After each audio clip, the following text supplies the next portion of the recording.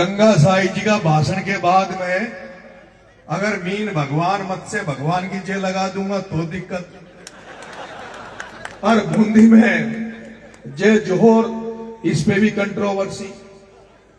एक तरफ किताबें तो मैंने भी पढ़ी है, यूनिवर्सिटी में मैं भी पढ़ा हूं, और मुझे पैदा हुआ तब से पटेल के घर में भी बड़ा हूं, जहां यह भी सिखाया जाता था कि घर पर कोई आ जाए तो उसकी कुछ मदद कर पाओ ना कर पाओ, उससे कुछ कर पाओ नहीं कर पाओ, लेकिन उसको खाने की जरूर पूछो, पानी की जरूर पूछो। तो भगवान की दया से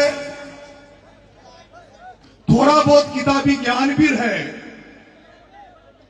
और जिस पृष्ठभूमि से आया हूं, जिस परिवार में पैदा हुआ हूं, और जिस जनता के बीच में घूमता हूं सुबह से लेकर रात तक, शाम तक, उस जनता से जो अनुभव मिलता है, मुझे ऐसा लगता है कि वो अनुभव किताबों में भी कम पड़ जाता जो अनुभव जनता के बीच में मिलता है। क्योंकि ऐसा नहीं था रामायण काल में, महाभारत काल में, रामायण काल में, महाभारत काल में, वैदिक काल में हमें तो किताबें पढ़ने का अधिकार था नहीं, ग्रंथ पढ़ने का किताबी ज्ञान हमारे पास था नहीं। फिर केवल ऐसा तो नहीं है कि जिनके पास पढ़ने का ज्ञान था, जिनको पढ़ने का अधिकार था, और जिस तरह से मनुस्मृति में कहा, रामायण में भी कहा कि अगर कोई शूद्र, पिछड़ा, आदिवासी भी मान लो, शूद्र का मतलब ही यह था, उस शूद्र में केवल दलित नहीं होता, उस शूद्र शब्द में सभी प्रताड़ित थे। क्योंकि शूद्र के अलावा तो एक तो क्षत्रिय था, एक ब्राह्मण था, एक वैश्य था, तो बाकी जो माली थे, खाती थे, जांगिर थे, धोबी थे, जाट थे, गुजर थे, मीना थे, लोधा थे, ये सारे उस टाइम पर शूद्र थे। और इन सभी को कोई भी पढ़ने का अधिकार नहीं था। अगर कोई पढ़ता तो उसके, ये कहा गया है कि उसके कान में शीशा डाल दो। लेकिन जब किताबी पढ़ने का अधिकार नहीं था, पढ़ते नहीं थे, उसके बावजूद भी तो हमारे लोगों ने राज कैसे कर लिया, कैसे गोंदा ने बूंदी पे राज कर लिया, कैसे उन्होंने इतिहास लिख दिए। उनको अपना अनुभव था, उनकी अपनी लेखनी थी। हम लोग जब राजनीति में हैं तो हमें बेरुपया बनना पड़ता है। क्या बनना पड़ता है? बेरुपया। गंगा साई जी, सुबह जब मैं निकलता हूं, अगर किसी ने कहा कि साहब मारो जन्मदिन से मारा केक काटनो छे, तो पहली मां केक काटवा चल जाओ छे। वहां असा खुशाना चेहरा पे मौज मस्ती को फोटो आओ छे। फिर कोई ने कहती कि मारा एनिवर्सरी छे, जब बूढ़ा बूढ़ा भी एनिवर्सरी मनाओ छे, डोगरा डोगरी बूढ़ा हो जाओ छे। जब भी दूसरी शादियां करवा ला गया, अब हमारी 10वीं शादी छे, अब का 11वीं शादी छे, फिर वहां में जावा जा तो वहां जैसा बन जाओ जा। और फिर 3-4 बजे के लगभग सूचना होगी कोई की मौत होगी, कोई का गमी में जानो छे, तो जब मौत में जावा जा, गमी में जावा जा, तो वहां थोड़ा सा आंसू ले आवा जा, मुंडा पैसा लागे छे, जैसे उका घर में ना मारे घर में डेथ हो गयो, तो वहां तो बेरुपया जा। जैसी हवा चाले छे उसको तोय दी ले जा। जैसी किसान काय करे छे, जैसी हवा चाले छे उसे तोय देनी पड़े छे। हवा कटी की चाल रही है, वो हिसाब से बरसावा। तो हम तो राजनीति में है, और राजनीति में जिसे हमारे वोट में लगा, जिसे कहीं कहीं अशोक जुगाड़ में लोगों को भाई ई के माध्यम से सत्ता में चल जावा, वही रास्ता अपना की कोशिश करा जा। और फिर दुर्भाग्य की बात, गंगा साई जी, ऐसी बात है कि ये तो आदरणीय रामनारायण जी मीणा थे, ये तो आदरणीय रामनारायण जी मीणा थे, जिनको हड़ौती में बैठे सभी धन्ना सेठों ने, पूंजीपतियों ने, यहां के राजनीतिज्ञों ने, और राजस्थान की बैठी हुई राजनीति में भी जिनको रोकने के लिए शुरू से प्रयास हुआ, अंतिम समय तक उनको राजनीतिक हत्या करने के लिए प्रयास होते रहे। राजस्थान में कांग्रेस में बैठे हुए मुख्यमंत्रियों ने भी रामनारायण की राजनीतिक हत्या करने का प्रयास किया, लेकिन रामनारायण जी की सूझबूझ थी जो एक बीच रास्ते से जाके कहीं कहीं से टिकट लेके आ जाते थे, कोटा जैसी जनरल सीट पे सांसद बन जाते थे। ये इनकी सूझबूझ थी, ये इनकी सूझबूझ थी कि अशोक जी गहलोत साहब इनके खिलाफ रहे, फिर भी मदेरणा जी और उनको साथ लेकर किसान के नाम पर, किसान राजनीति के नाम पर ये जनरल सीटों पे बार बार चुनाव लड़े, बार बार जीते। लेकिन दुर्भाग्य था कि जिस हारोती में, और फिर अपनी संख्या उतनी कोई ना जितनी आपने सोचा था ना कि अपन उदयपुर बांसवाड़ा डूंगरपुर में चल जावा, तो वहां उदयपुर बांसवाड़ा डूंगरपुर में एक सीट पर लाख लाख सवा लाख आदिवासी है, एक एक सीट पर सवा लाख आदिवासी है। और जब राजपा पार्टी बनी और राजपा को जब हेलीकॉप्टर उड़ो ना, जब मातुमाई मुख्यमंत्री बन रहा, सपना में देखा जाएगा अब तो मुख्यमंत्री बनेगा, अपनी मुख्यमंत्री रहेगा, सारो राज अपने पास ही रहेगो। लेकिन काई हो आपने तो ना पूर्वी राजस्थान में, जहां टोडा भीम में, लालसोट में, आपका सपोटा में, राजगढ़ में, गंगापुर में, जहां एक विधानसभा में सवा लाख वोट है। कितना वोट है? सवा लाख। और फिर भी कहीं हो जहां सवा लाख वोट जा, पूरा ख्वाब देख लिया, सपना देख लिया कि मुख्यमंत्री बनवाना जा, फिर भी सीट आई 4। कितनी सीट आई? अब मां तो संघर्ष उस जगह कर रहा था, आदरणीय रामनाथ जी ने, हम लोगों ने तो संघर्ष वहां कर रहे हैं।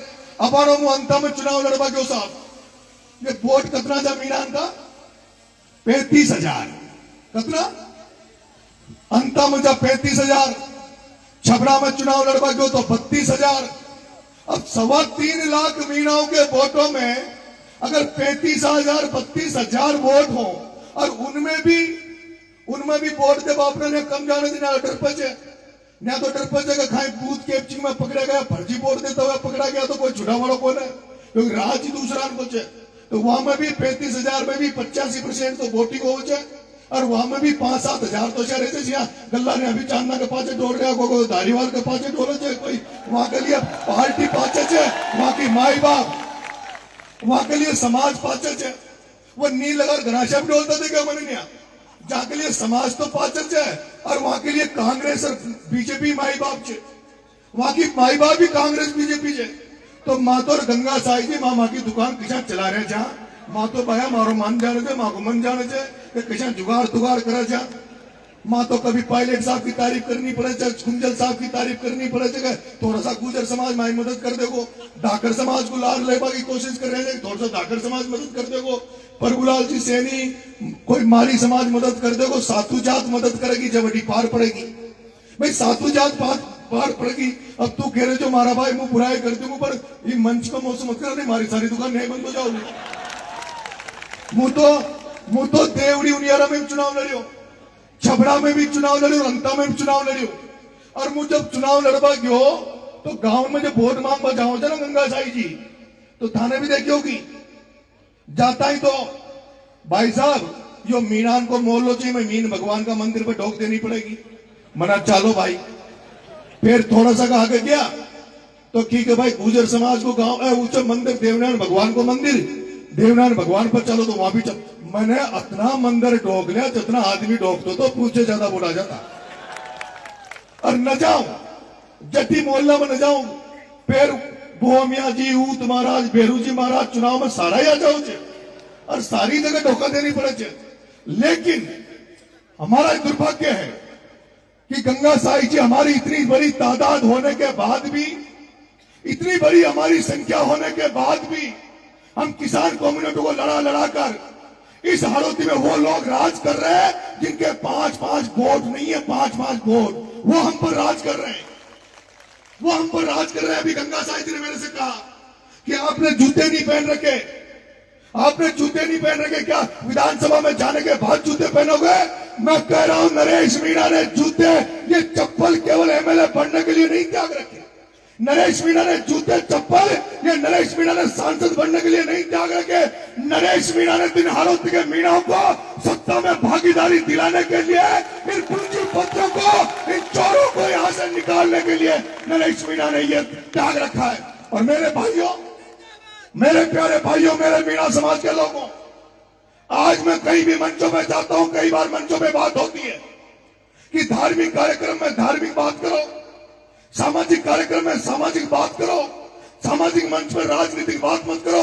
मैं तुमसे यह कहना चाहता हूं कि क्यों बूंदा मीणा की बात कर रहे हो, क्यों आमेर के राजा की बात कर रहे हो? अरे वो राज कहां चले गए?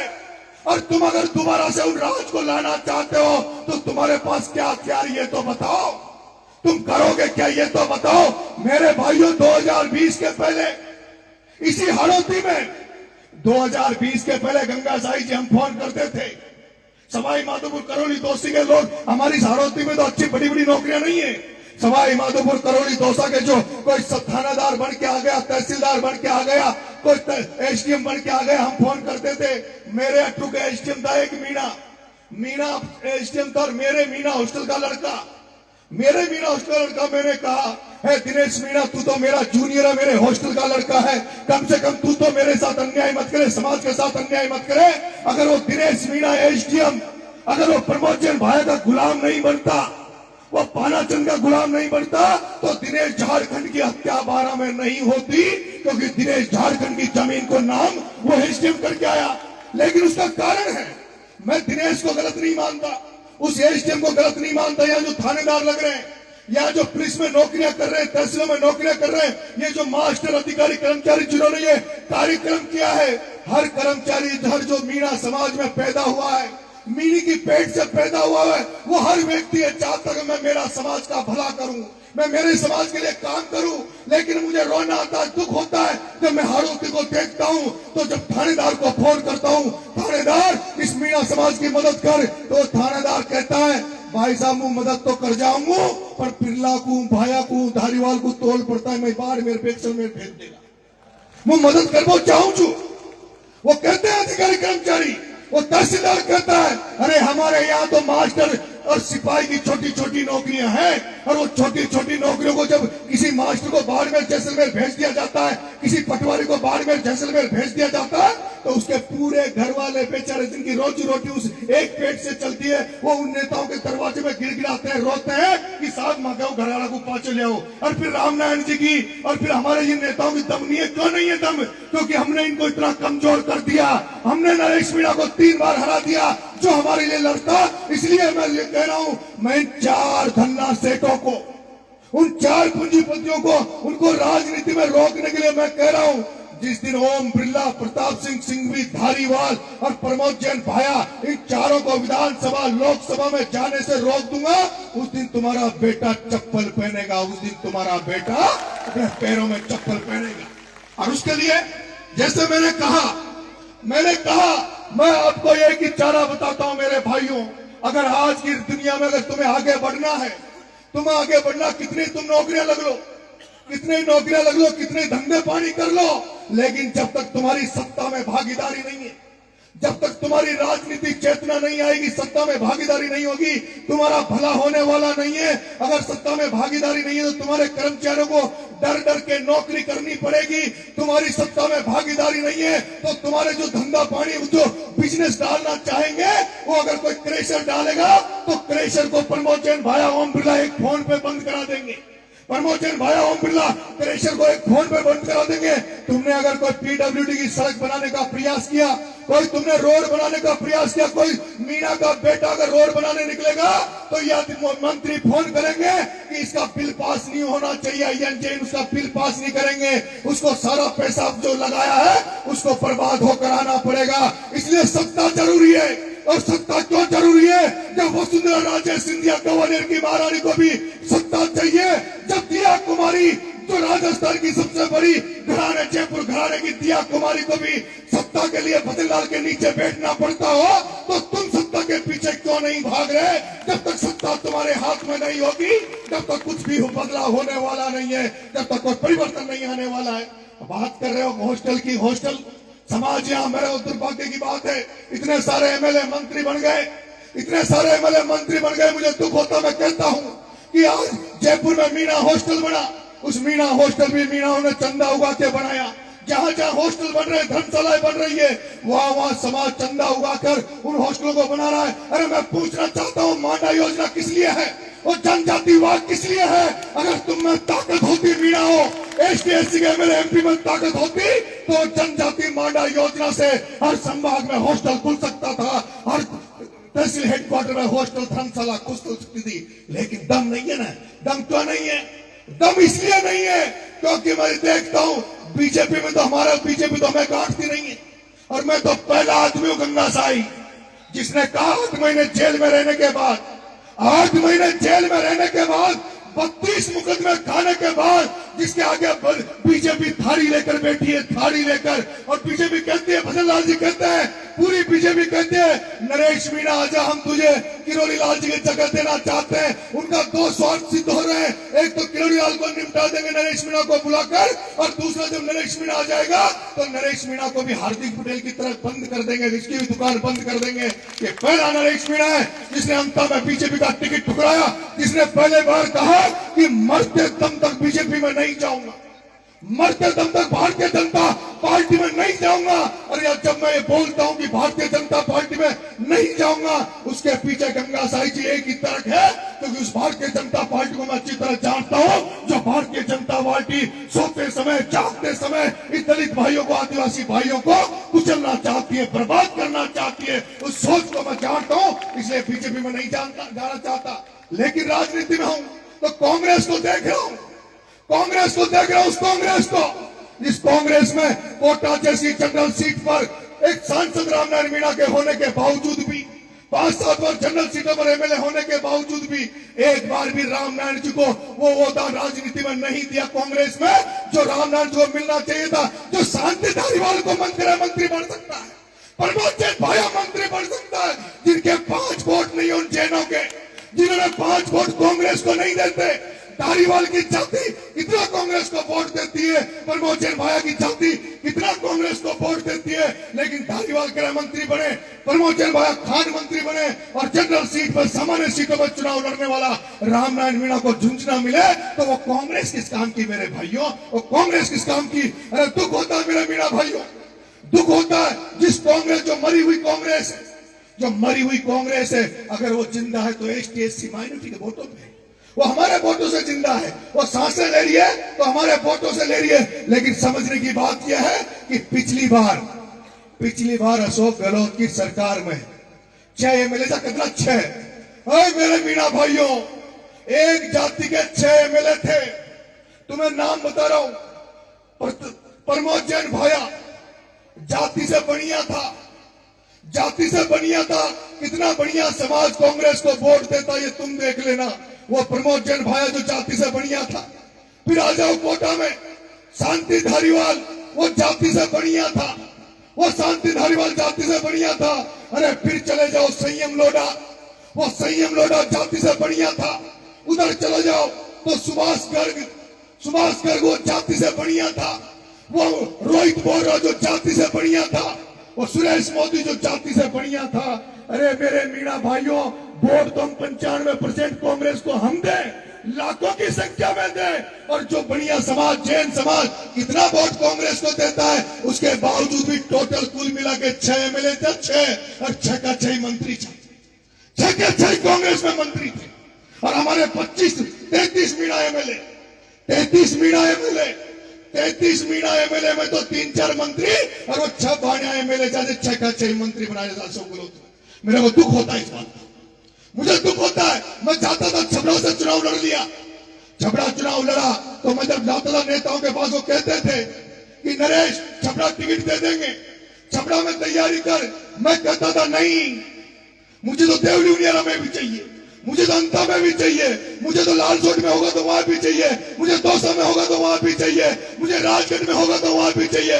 वो पूछते थे तेरा जिला 12 है तो 12 महीने इधर उधर क्यों घूम रहा है। मैं पूछता हूं कि अशोक गहलोत घूम सकता है, पायलट साहब घूम सकते हैं, डोटासरा घूम सकता है, तो मीणा का बेटा राजस्थान की राजनीति में क्यों नहीं घूम सकता। राजस्थान की राजनीति में अरे जितने वोट तुम्हारे हैं, जितने वोट तुम्हारे हैं उतने वोट मेरे भी हैं, जितने वोट तुम्हारे हैं उतने ही वोट मेरे भी हैं। 13% संख्या हमारी राजस्थान में, 13% संख्या। लेकिन दुर्भाग्य की बात है जो लोग हमारे सांसद बने मीणाओं में, उन मीणाओं में जो सांसद बने वो भी दूसरे की तरी उठा रहे थे। उन्होंने कभी भी इतनी औकात नहीं किसी मीणा नेता की मैं देख रहा हूं जो खुद का टिकट दिला दे और बगल वाले का टिकट दिला दे। लेकिन तुम्हारे बेटे ने हिम्मत करी, तुम्हारे बेटे ने हिम्मत करी, 3 जगह चुनाव लड़ लिया। और मैं आपसे कह रहा हूं 2028 में जब इस परिणाम आएगा इन चुनाव का, इन तीनों चुनाव का 2028 में परिणाम आएगा, तब तुम कहोगे कि वाकई में नरेश मीणा ने हाड़ौती को जगा दिया, हाड़ौती में क्रांति ला दी, नरेश मीणा ने हाड़ौती में पीली लुगड़ी का परचम फहरा दिया, नरेश मीणा ने दोहरे तौलिया को हाड़ौती में भी घुमा दिया। जिस हाड़ौती में कोई पूछ नहीं रहा था, उस हाड़ौती में नरेश मीणा ने परचम फहरा दिया। लेकिन मेरे भाइयों, आपको भरोसा और विश्वास करना पड़ेगा, आपको भरोसा और विश्वास करना पड़ेगा। विश्वास दे रहा हूं, ऐसा कोई कदम नहीं उठाऊंगा, ऐसा कोई काम नहीं करूंगा जिससे मेरा समाज कमजोर हो जाए, मेरा वर्ग कमजोर हो जाए, मेरा किसान कौन कमजोर हो जाए। ऐसा काम नरेश मीणा ये नहीं करेगा। लेकिन नरेश मीणा को, क्योंकि मैं जानता हूं पूरा मीणा समाज चाहता कि नरेश मीणा कांग्रेस में चला जाए। अरे मैं कल ही कांग्रेस में चला जाऊंगा, कल चला जाऊंगा कल। लेकिन कल कम से कम राहुल गांधी बिठाकर मुझे बगल में ये तो कहे कि बता नरेश तेरे 8-10 टिकट कौन कौन से देने हैं, बता नरेश तेरे 8-10 टिकट कौन कौन से देने हैं। मेरी बात सुन लो मीणाओ, अशोक चांदना, वो अशोक चांदना, वो अशोक चांदना, वो अशोक चांदना, वो अशोक चांदना जिसके समाज में कोई कांग्रेस ने, जिसके समाज में कांग्रेस ने सचिन पायलट साहब को सब कुछ दे रखा, जिसके समाज में गुंजन साहब को टिकट दिया, जिसके समाज में धीरज गुजर को कांग्रेस में ऑल इंडिया कांग्रेस कमेटी का सेक्रेटरी बना रखा है, और फिर भी पायलट साहब को सब कुछ, क्या नाम से धीरज गुजर को सब कुछ, आपके क्या नाम से गुंजन साहब को टिकट दिया, और फिर भी चांदना को 4-5 टिकट दे। सीएल प्रेमी को टिकट चांदना का कोठा में, बानू को टिकट सांगोधारा को चांदना का कोटा में, पीपलदा में रामनारायण जी को टिकट काट, चेतन को टिकट चांदना का कोठा में, एक और 2-4 और बताया, और राखी गौतम को टिकट चांदना का कोठा में। तो सारा एक कोटो इनको दे देगा तो मां के लिए भी तो कोटो छोड़ो रे भाई हो। तो मैं दिन भर जिंदगी भर ताकत टिकट ही मांगता रहेगा क्या हम तुम्हारे जिंदगी भर टिकट ही मांगते रहेंगे। इसलिए मैं कह रहा हूं, राजस्थान की राजनीति में सीख के आया हूं, छात्र राजनीति से सीख के आया हूं। राजनीतिक सब तरह का अनुभव नरेश मीणा के पास है, कमजोर मत मानना। 2028 में चौकड़ी घुमा दूंगा, चौकड़ी। अगर तुम्हारा साथ रहा ना तो चौकड़ी घुमा दूंगा। 2028 के अनुसार चर्चा चलने वाला की ना, पहली बार चर्चा चल रही है कांग्रेस में, तो बीजेपी में तो फिर भी चर्चा चल रही है कृष्ण विजय जैसे भी है। लेकिन डॉक्टर साहब कम से कम आदरणीय रामनारायण जी, उन्होंने एक काम पॉलिटिक्स में यह किया कि उन्होंने कम से कम 5-10 लोगों को बीजेपी में टिकट दिलवा देते हैं और उनकी दुकान चलती है। और बीजेपी को जब चुनाव हो जाए तो आधा 10-20-50 लोग तो टिकट मांग मारा डॉक्टर साहब का बंगला पे भी जाओ छे, 10-20 आदमी तो डॉक्टर साहब का बंगला पे भी जाओ छे। और आज राजस्थान यूनिवर्सिटी में चुनाव हो जावा दो, राजस्थान विश्वविद्यालय में चुनाव हो जाने दो। कोई भी जाति का व्यक्ति चुनाव लड़े, कोई भी वर्ग विशेष का व्यक्ति चुनाव लड़े, लेकिन नरेश मीणा के पास मदद मांगने जरूर आता है। मैं चाहता हूं तुम्हारा आशीर्वाद रहा, तो 2028 में राहुल गांधी हेरोगो को, नरेश खामलो को,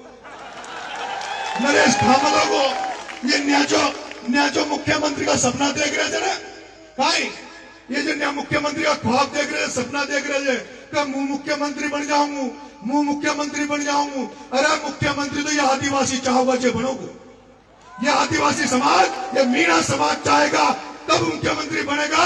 अगर तुमने नाटक नौटंकी करने की जरूरत करी, कांग्रेस ने इधर उधर की समझने की कोशिश करी, तो ये मीणा समाज वही समाज है जिसने कांग्रेस को 21 पे ला दिया, 21 पे, कितना पे 21 पे ला दिया था। इसलिए मेरे भाइयों में बीएसएस बना रहा हूं, भगत सिंह सेना बना रहा हूं, इसके मेंबर बनना, सब लोग इससे जुड़ना। अभी तो केवल 2028 तक तो अंधविश्वास करके ये मत पूछो नरेश तू क्या करेगा। अगर नरेश को लगेगा कि सत्ता का दरवाजा चंद्रशेखर आजाद की पार्टी से गुजरेगा तो नरेश मीणा उधर गुजर जाएगा। अगर नरेश मीणा को लगेगा कि सत्ता की चाबी हनुमान बेनीवाल की पार्टी से निकलेगी तो नरेश मीणा उधर चला जाएगा। अगर नरेश मीणा को लगेगा राजकुमार रौत की पार्टी से सत्ता की चाबी मिलेगी तो उधर चला जाऊंगा। नरेश मीणा सत्ता की चाबी ढूंढ रहा है, राजधानी में घुसने की चाबी ढूंढ रहा है, और केवल अकेले के नहीं। अरे मैं जो रास्ते बना रहा हूं, मैंने अंता में कहा था आदरणीय रामनारायण जी, मैंने भटवाड़ा के रामचरण जी से कहा था कि नरेश मीणा के पास जगह है, नरेश मीणा लड़ लेगा, मैं तो तुम्हारे लिए रास्ते खोल रहा हूं, तुम्हारे आने वाली पीढ़ियों के लिए जगह बना रहा हूं। अरे हमारा भाई इंडोली खाओ, सीत मात तो वोट मत दो था कोई खड़ो कर लियो हाल कम से कम गिनती तो जाओली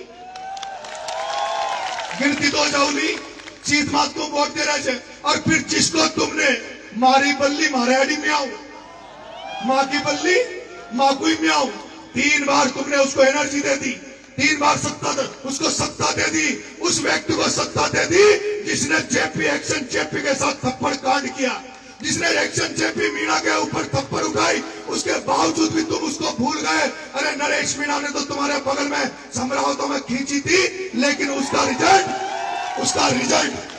रिजल्ट वहां के जो उसके वर्ग के लोग थे उन्होंने तुरंत मुझे निपटा दिया 15,000 वोट मारा और आता अगर थप्पड़ न पड़ती लेकिन था मीणा हो था जयन का रेप तो भी पड़ो एक्शन का तब भी था काय न करो और जीसू था ना अगर कोई इलाज न कर दो अगर वो कोई इलाज था टेप की कर देता ना पिछली बार तो मैं हराबान करना चाहता हूं।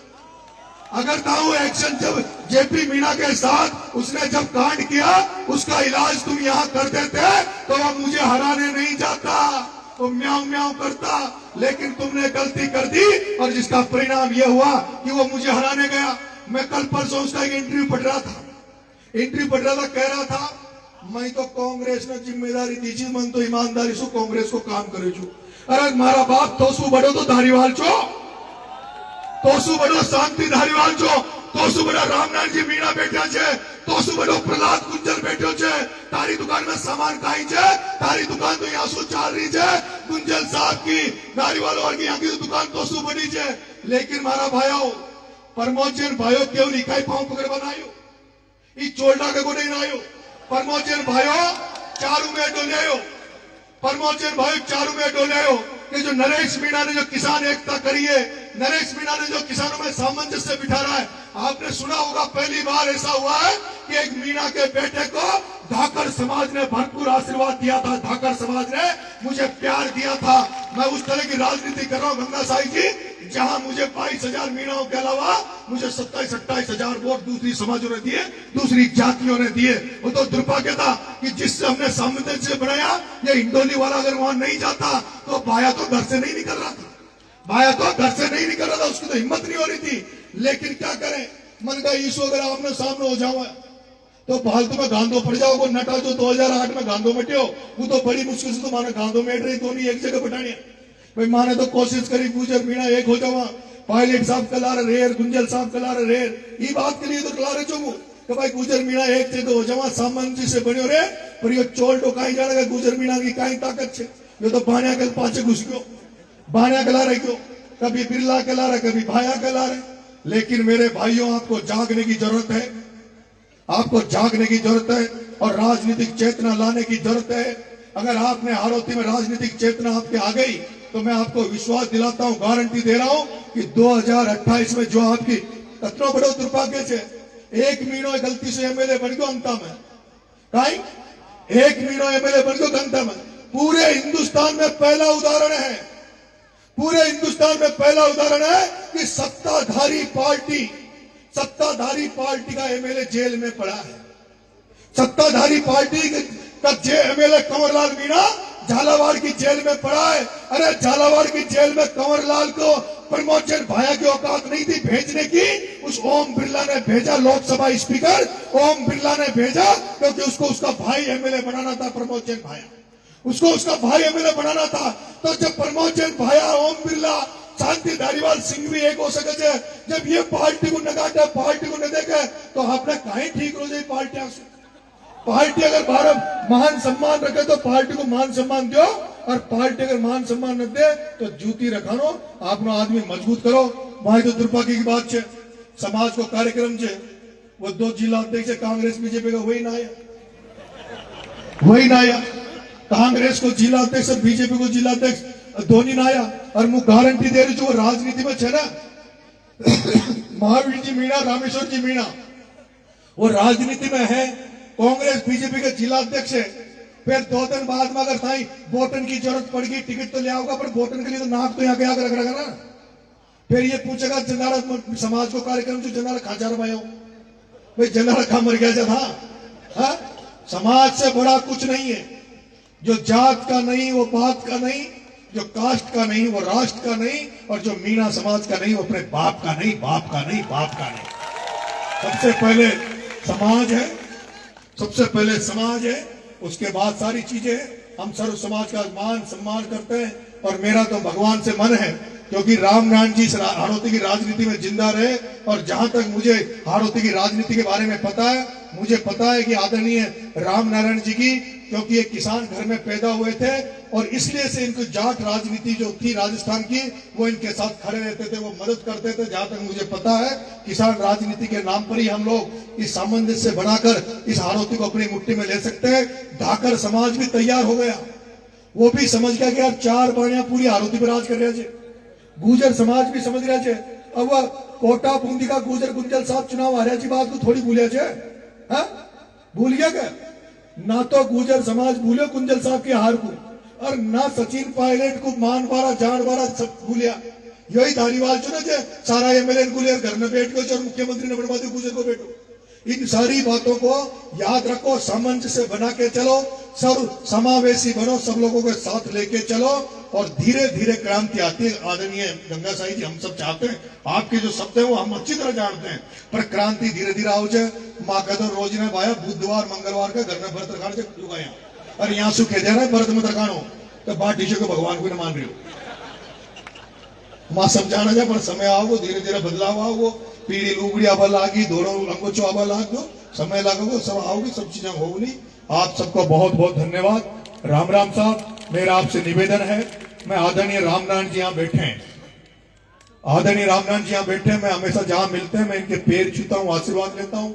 चाहे वो भटवाड़ा के रामचरण जी हो, चाहे महावीर जी जिला प्रमुख पूर्व जिला प्रमुख रहे हो, चाहे भरत जी मारन रहे हो, हमारे समाज के जो सीनियर नेता हैं, वरिष्ठ नेता, इनका हमें हमेशा आशीर्वाद लेते रहना चाहिए।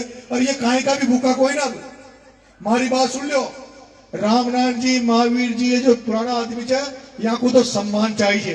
अब हमारा भाई अंकल जी थाने घोड़ी पर पटाड़ दे, अंकल जी की आज उम्र बढ़ गई, हम अंकल जी की उम्र बढ़ गई, यही सम्मान दो और यही सम्मान देगा तो ये अपन को ज्ञान देगा, अनुभव भी देगा, ज्ञान भी देगा। हमारा लखन भी सगा होगा भाई पीछे आगे बढ़ो तो ये अनुभव, इनको सीनियरों को सम्मान करो।